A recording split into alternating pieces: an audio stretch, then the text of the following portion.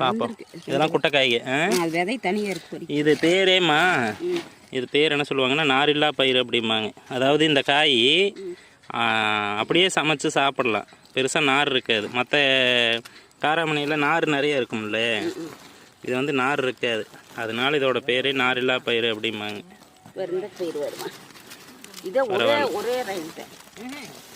சும்மா 10 விதை 20 விதை தான் நட்டோம் இந்த வருஷம். அதிலிருந்து விதை எடுத்து நம்ம கொடுத்துக்கலாம். இது எல்லாமே இது குட்டைக்காய் காராமணியில். இதுக்கு பேருமா குரங்கு தட்டைம்பாங்கம்மா. இதோட விதை வந்து பார்த்தீங்கன்னா காக்கி கலரில் இருக்கும். இதுக்கு பேர் குரங்கு தட்டை அப்படின்னு சொல்லுவாங்க. இதுலேயே வந்து இந்த வித்தும் இருக்குது. அதில் இதுதான் குரங்கு தட்டை தான் இது. ஓ, இன்னைக்கு காராமணி விதை ஃபுல்லாக அறுவடை பண்ணிட்டீங்க. அன்னைக்கு கொண்டு எல்லாம் ஒழிச்சு வச்சிருக்கிறேன். தனித்தனியாக வச்சுருக்கீங்களா?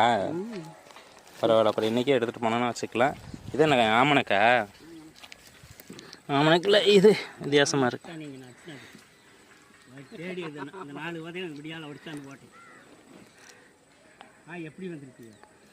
இந்த ரகமே அப்படித்தாங்க வரும்.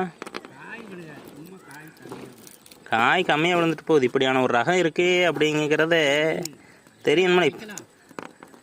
கருப்பு விதை தனியாக இருக்கிற மாதிரி இது வெள்ளை விதை தனியாக இருக்குங்க. பெரிய ஓட்டம் மாதிரி.